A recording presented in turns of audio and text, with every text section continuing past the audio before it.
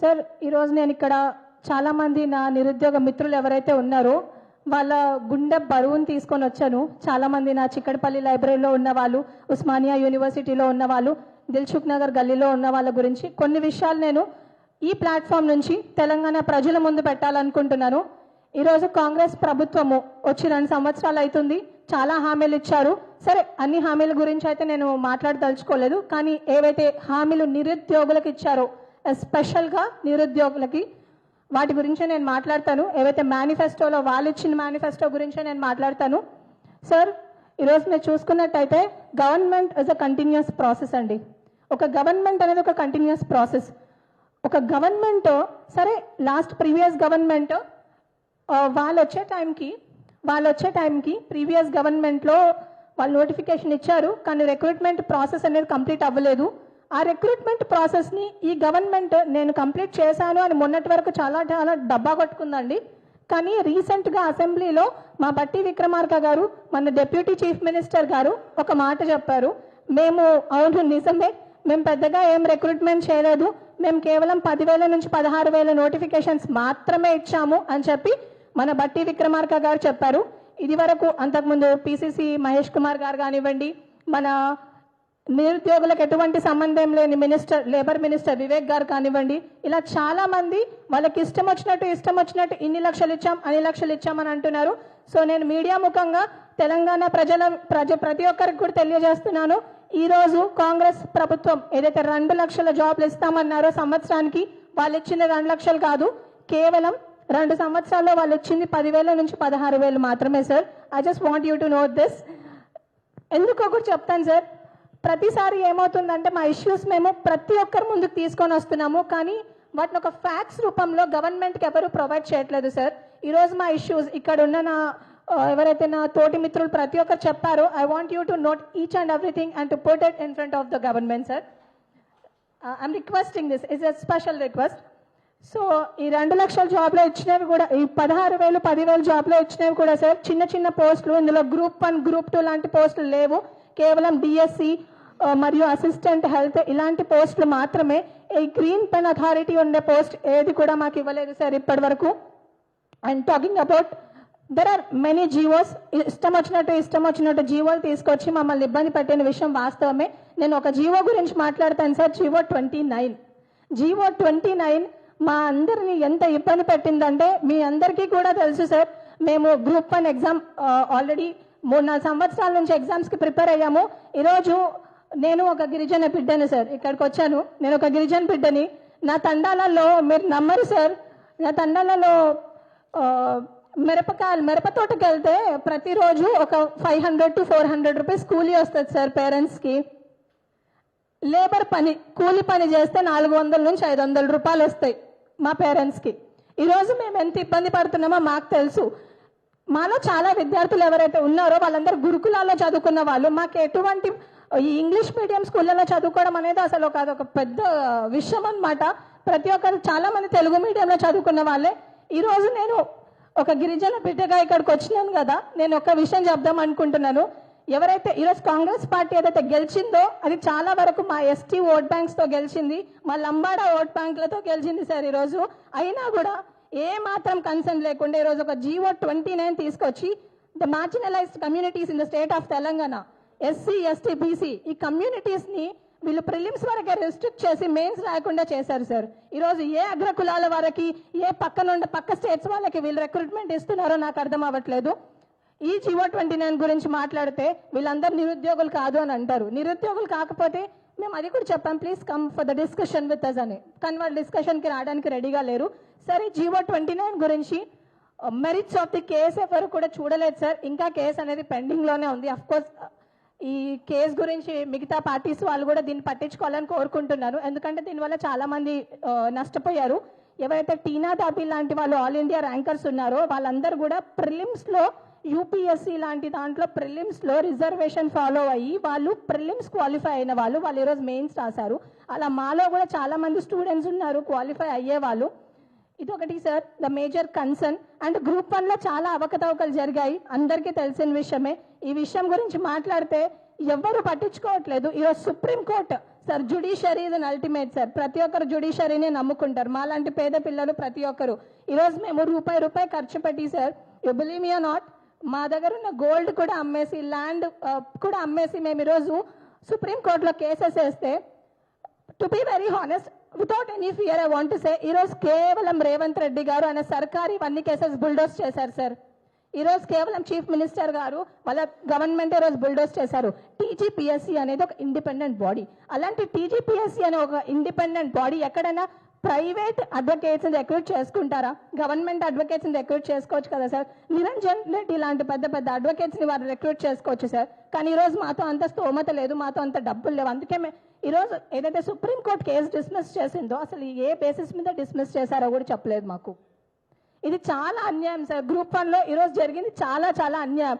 ఏవైతే UP first మేనిఫెస్టోలో ఏం చెప్పారు సార్, మేము ప్రభుత్వం రాగానే ఈ టీజీపీఎస్సీని ప్రక్షాళన చేసి యూపీఎస్సీ ప్యాటర్న్లో మీకు ఎగ్జామ్ పెడతాము అని అన్నారు. ఈరోజు అసలు యూపీఎస్సీ ప్యాటర్న్లో ఎక్కడ జరుగుతుంది sir exam?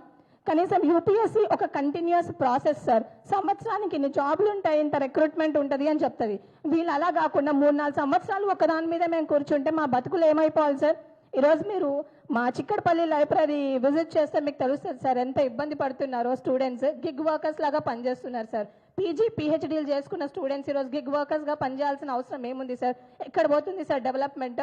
And talking about the private sector recruitment, ఏదైతే మన శ్రీధర్ బాబు గారు రీసెంట్గా చెప్పారు, ఐఎమ్ రిక్వెస్టింగ్ సార్ ఈ ప్లాట్ఫామ్ నుంచి, శ్రీధర్ బాబు గారు ఈరోజు అన్నారు 2.5 లక్షల కోట్ల ఇన్వెస్ట్మెంట్ తీసుకొని వచ్చాం మేము అని అన్నారు.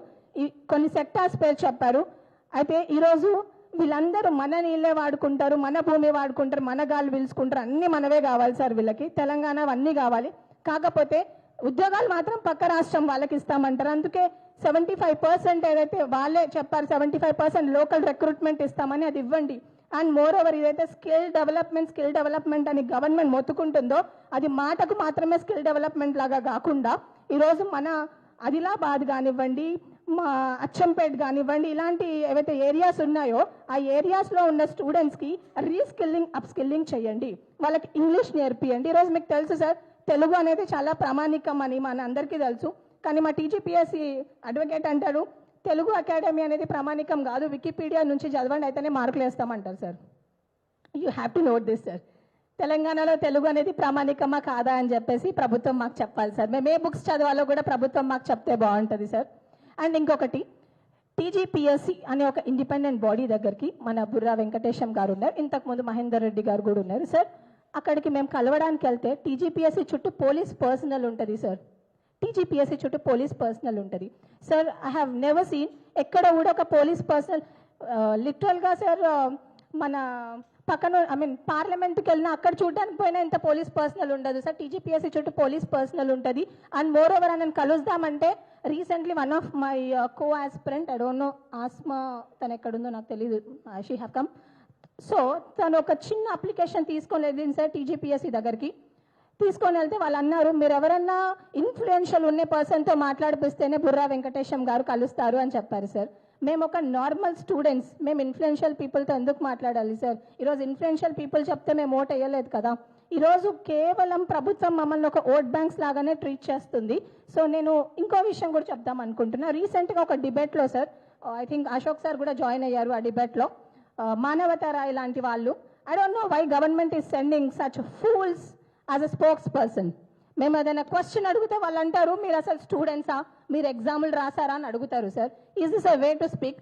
మన ఒక చీఫ్ మినిస్టర్ అంటే ఒక కింగ్ సార్, ఆయన రూల్ చేయాలి ఒక స్టేట్ని. ఒక చీఫ్ మినిస్టర్ ఎడా పెడా తొండలు బండలు అన్నట్టు మాట్లాడితే ప్రజలు ఏం నేర్చుకుంటారు సార్? ఇది కూడా మెన్షన్ చేయండి సార్. ఆ చీఫ్ మినిస్టర్ అనే పర్సన్ ఎలా ఉండాలో కూడా మెన్షన్ చేసి చెప్పండి సార్. అండ్ జియో 46 గురించి కూడా చెప్తాను సార్. జియో 46 అనేది బీఆర్ఎస్ గవర్నమెంట్ ఉన్నప్పుడు తీసుకొచ్చిన జియో సార్. సరే బీఆర్ఎస్ ప్రభుత్వం వాళ్ళకి హెల్ప్ చేసిన విషయం వాస్తవమే, కానీ వాళ్ళు ఎన్నిసార్లు సుప్రీంకోర్టుకి వెళ్తున్నారు, ఎన్నిసార్లు సీనియర్ అడ్వకేట్స్ని వాళ్ళు ఇవ్వట్లేదు సార్. ఇది కూడా మీరు మెన్షన్ చేయండి సార్. జియో 46ని రద్దు చేయాల్సిన అవసరం ఎంతకైనా ఉంది, ఎందుకంటే దానివల్ల చాలా మంది స్టూడెంట్స్ ఇబ్బంది పడుతున్నారు. అండ్ పోలీస్ రిక్రూట్మెంట్, ఎస్ఐపిసి వీటి గురించి ఒఫీషియల్గా ఒక నోట్ ఇచ్చారు, గవర్నమెంటే ఇచ్చింది. 17,000 అంటది, ఒకసారేమో 30,000 అంటది. ఇన్ని పోస్టులు ఖాళీగా ఉన్నాయని భర్తీ చేస్తామంటారు, కానీ ఇప్పటి వరకు ఆ భర్తీ ప్రక్రియ కాదు సార్. త్వరలో అని ముంచడమే సరిపోయింది. నేను ప్రభుత్వాన్ని ఏవైతే రాహుల్ గాంధీ హిమ్సెల్ఫ్ చెప్తారు కదా సార్, నేను ఒక సోషల్ పర్సన్ అని, నేను డెమోక్రటిక్ పర్సన్ అని చెప్తారు sir. But in Telangana there is no democracy left over, as we all know sir. And the very other thing which I want to talk, ఈ ప్లాట్ఫామ్ నుంచి నేను పొలిటికల్ పార్టీస్కి కూడా ఒకటే చెప్తున్నాను, మేము నిజంగా చాలా చాలా చాలా సఫర్ అవుతున్నాం. మమ్మల్ని మీరు మీ ఓట్ బ్యాంక్స్ కోసమో లేకపోతే మీ పార్టీ గ్రోత్ కోసమో వాడుకోకండి. నిజంగా మీకు ఆ మానవత్వం ఉంది అంటే మాకు హెల్ప్ చేయడానికి ముందుకు రండి. అంతేకాని ఈరోజు చాలా political parties sir, to be very honest with you, మేము ఓట్లు వేస్తుంటేనే వాళ్ళు విన్ అవుతున్నారు, వాళ్ళు అక్కడ కూర్చుంటున్నారు. ఈరోజు గద్దెనెక్కి కనీసం రూపాయి లేనోడు, పారాగాన్ చెప్పులు వేసుకున్నాడు కూడా ఈరోజు పర్కిన్ స్టాక్ చెప్పులు వేసుకొని తిరుగుతున్నాడు సార్. మీరు చూసినట్టయితే నేను I don't want to take there names because it's of waste. So అలాంటి వాళ్ళు మంచిగానే ఉన్నారు. ఈరోజు తెలంగాణలో ప్లేసులు లేవని గోవాకి పోయి పెళ్లి చేసుకునేటోళ్ళు కూడా ఉన్నారు. వాళ్ళకి మస్తు పైసలు వచ్చినాయి.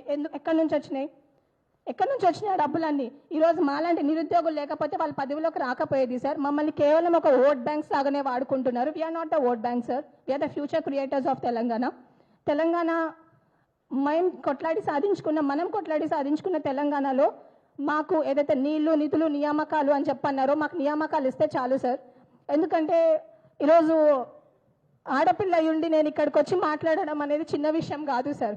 ఎందుకంటే 3 to 4 years నుంచి ఇట్స్ అ కంటిన్యూస్ ప్రాసెస్. నాకే కాదు, చాలా మంది students, most of my friends they last their parents sir. వాళ్ళ తల్లిదండ్రులను కూడా పోగొట్టుకున్నారు, వాళ్ళ పేరెంట్స్ కూడా లేరు సార్ ఈ ప్రాసెస్లో. ఎప్పుడు నా బిడ్డకి జాబ్ వస్తుంది, ఎప్పుడు నా కొడుకుకి జాబ్ వస్తుంది, ఎప్పుడు నేను కాలు మీద కాలు వేసుకొని కూర్చొని తిందామని అనుకుంటున్నారు. కానీ జాబ్ లేదు, ఏమీ లేదు సార్. ఏవైతే నిరుద్యోగ భృతి, ఈరోజు ప్రభుత్వం నిరుద్యోగ భృతి ఇస్తే చిక్కడపల్లి లైబ్రరీలో ఉస్మానియా యూనివర్సిటీలో నా అన్నలు చాలా మంది బాగుపడతారు, నా అక్కలు చాలా మంది బాగుపడతారు. ఈరోజు ఏజ్ అయిపోయి చాలా మంది అమ్మాయిలు దిల్సుఖ్ నగర్లో, అశోక్ నగర్లలో they are suffering with PCOD and PCOS problems sir. I wanted to put this in front of the media. ఈరోజు ఏదైతే చాలా మీడియా ఛానల్స్ మా ఇష్యూస్ ఏవైతే చూపించట్లేదో వాళ్ళందరూ సిగ్గు తెచ్చుకోవాలి. జర్నలిజం ఈరోజు నిజంగా సిగ్గు తెచ్చుకోవాలి. ఏవైతే మా ఇష్యూస్ చూపించట్లేదో, గ్రూప్ అనేది పెద్ద స్కామ్, G.O. 49 పెద్ద స్కామ్, ఇన్ని స్కాములు ఉన్నప్పటికీ కూడా ఈరోజు వాళ్ళకేదో వాళ్ళు వచ్చే డబ్బులు తీసుకొని ఏదైతే బిజినెస్ చేస్తున్నారో with businessmans and political leaders, అది కరెక్ట్ కాదు అని నేను చెప్తామనుకుంటున్నాను. And sir finally I just want to put in front of you, ఈ గ్రూప్ 1లో ఈ G.O. 29 తీసేసి G.O. 55 ప్రకారం మాకు ఏదైతే ఉద్యోగాలు ఇస్తే, ఈ 14 years నుంచి చాలా మంది స్టూడెంట్స్ వెనకబడి ఉన్నారు సార్. ఆ స్టూడెంట్స్ అందరికీ కూడా అవకాశం, ఒక్కసారన్నా వాళ్ళ జీవితంలో అవకాశం వస్తే బాగుంటుంది అనుకుంటున్నారు. అండ్ పోలీస్ కానిస్టేబుల్ చాలా మెయిన్ థింగ్ సార్. దీని గురించి కూడా మీరు I just want you to put in front of the government.